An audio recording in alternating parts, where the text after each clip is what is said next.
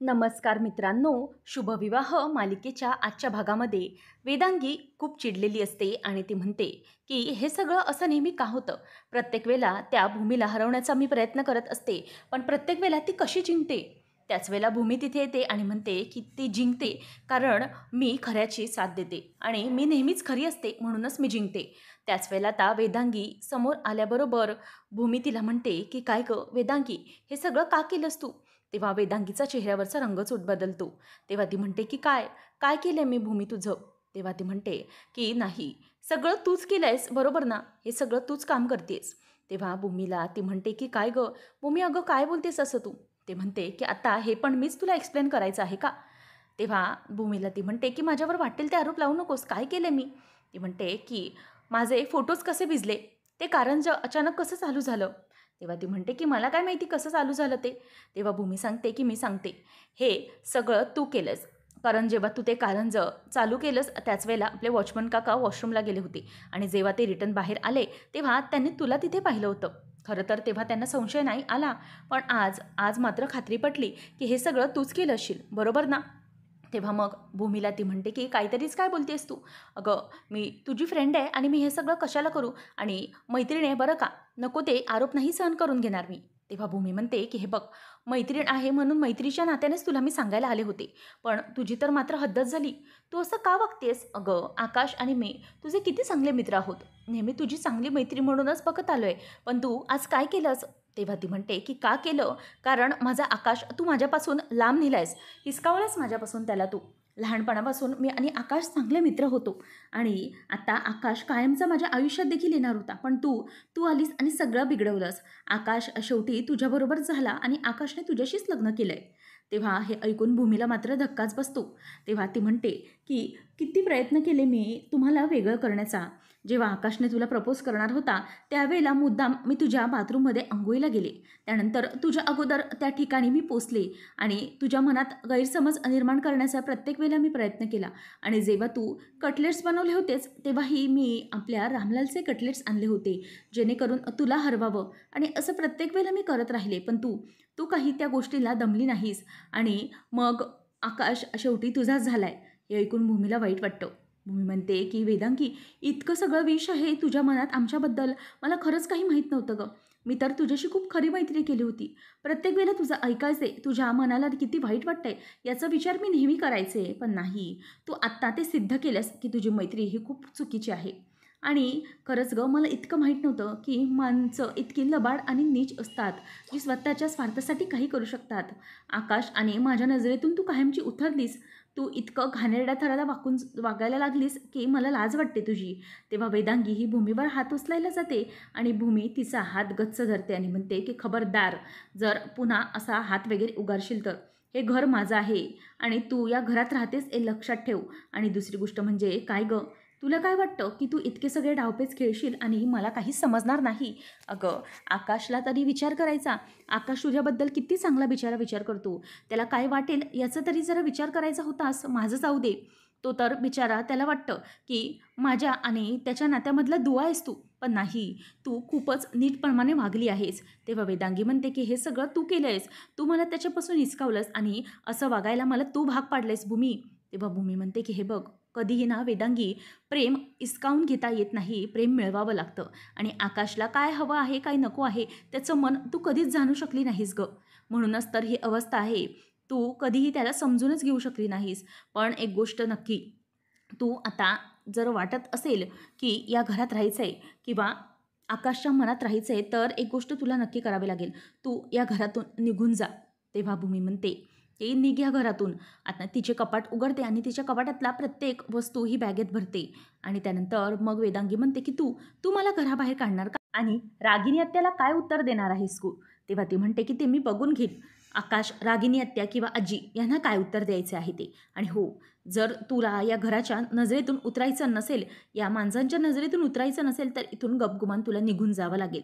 नाहीतर मी आकाशला तुझं सगळं सत्य सांगून टाकेल की तू काय करतेस आणि काय नाही ते. आणि तुझं हे सगळं सत्य समजल्यानंतर कोणी तुला नजरेसमोरही धरणार नाही आणि तुला पुन्हा या घरात उभे देखील करणार नाहीत. बघ, चॉईस तुझी आहे, तुला काय करायचं आहे. तुला गपचूप या घरातून निघून जायचं आहे की आकाश, आजी किंवा आत्याला यांना मला सगळं सत्य सांगावं लागेल. बघ तुला ठरवायचं आहे आणि पुन्हा या घरामध्ये येऊ नकोस तुझा हा घाणेरडा चेहरा घेऊन. कारण या चेहऱ्यामागचं सत्य हे मला समजलं आहे आणि तू कशी वागतेस ना तेही मला समजले आहे. म्हणून पुन्हा या घरात येण्याचा विचारही करू नकोस. त्याच वेळेला आता लगेच हे ऐकल्यावर वेदांगी म्हणते की भूमी हे बघ, हे सगळं माझं आहे आणि आकाश हा माझा आहे. तेव्हा ती म्हणते की नाही, आकाश हा फक्त माझा आहे, हे घर माझं आहे आणि आकाश माझा आहे आणि या घरातून तू आता इथून निघून जायचं.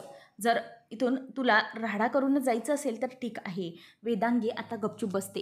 त्यानंतर भूमी ही किचनमध्ये आवरत असते तेव्हा त्याचा चेहरा पडलेला असतो. भूमी म्हणते की काय झालं, माझ्या नवऱ्याचा चेहरा असा का पडला आहे. तेव्हा मग आता आकाश म्हणतो की हे काय आहे, दिस इज नॉट फेअर भूमी. ही वेदू अशी कशी निघून गेली कोणालाही न सांगता, जाताना पण काही बोलली नाही. त्याच वेळेला आता आकाशला ती म्हणते की अरे आकाश, तिचं काहीतरी महत्त्वाचं काम निघालं असेल म्हणूनच ती निघून गेली असेल, त्यात काय आहे. तेव्हा मग तो म्हणतो की अगं तसं नाही, अशी कशी गेली, पण काहीतरी सांगून जायचं होतं ना. तेव्हा मग भूमी म्हणते की तिचं तिला समजलं ना की ती तुला सांगेल, जरा वेळ दे तिला, 2-3 दिवसात करेल ती तुला कॉल आणि सांगेल काय आहे ते.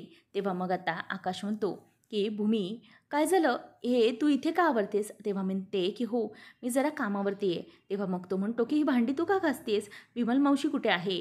तेव्हा मग ती सांगते की अरे त्यांना जरा बरं वाटत नव्हतं म्हणून मी त्यांना सांगितलं की जा तुम्ही घरी आराम करा आणि तसंही थोडीशीच भांडी राहिली होती, मी त्यांना म्हटलं की बाकीचं मी आवरते, तुम्ही जा.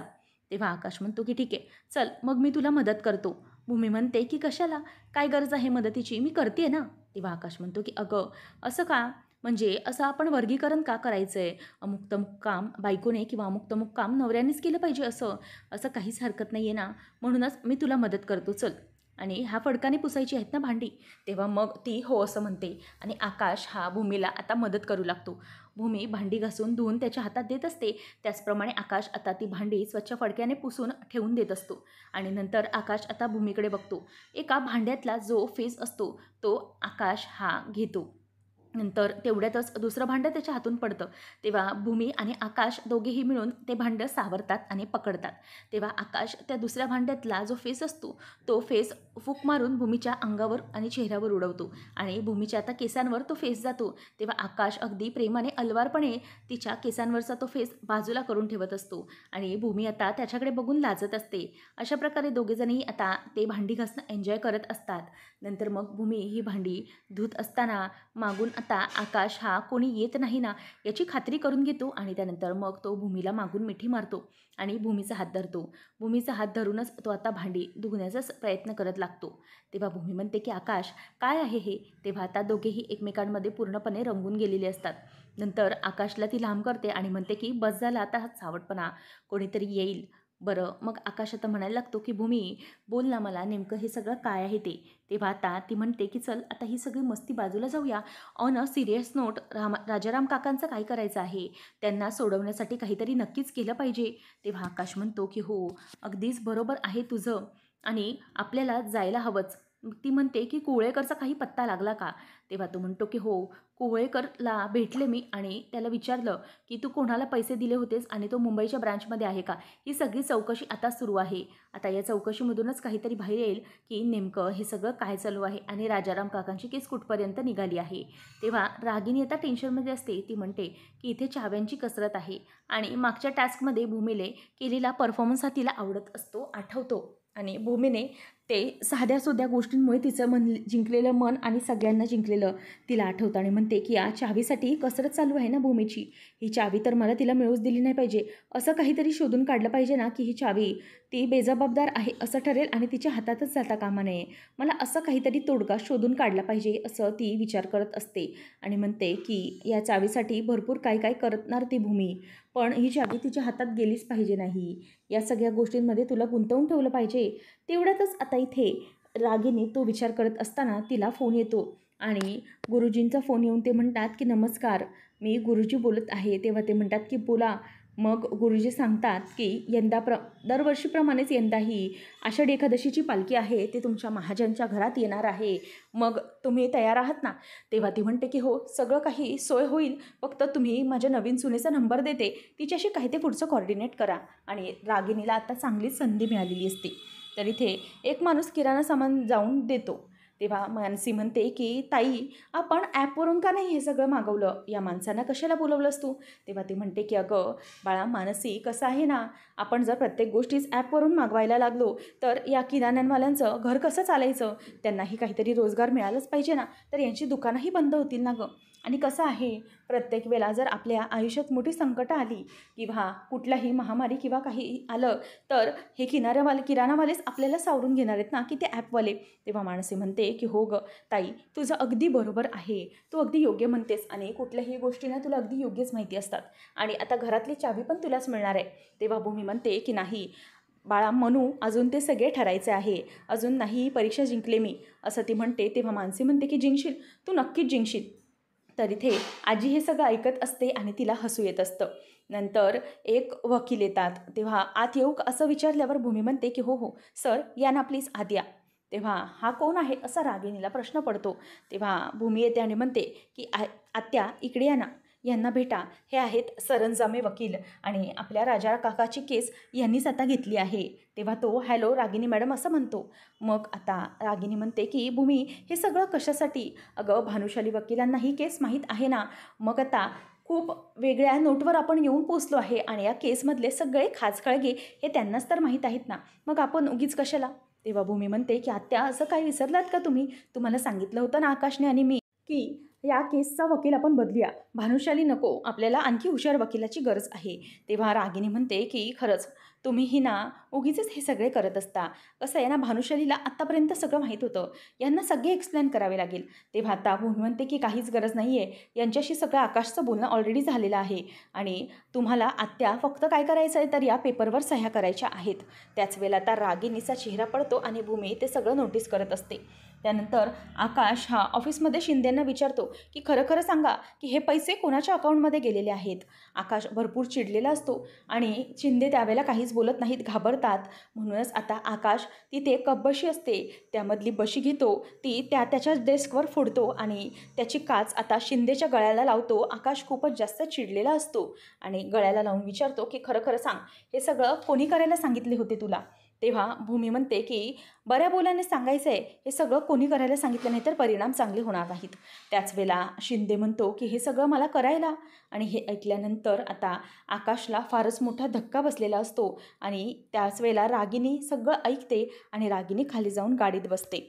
आता रागिनी ही आकाश भूमीला पुन्हा एकदा फसवण्यात यशस्वी होते की रागिनीचं नाव हे आकाश समोर येतं. हे सगळं पाहणं रंजकतेचं ठरणार आहे. अशाच मालिकांच्या अपडेटसाठी आजच आपल्या चॅनेलला सबस्क्राईब नक्की करा.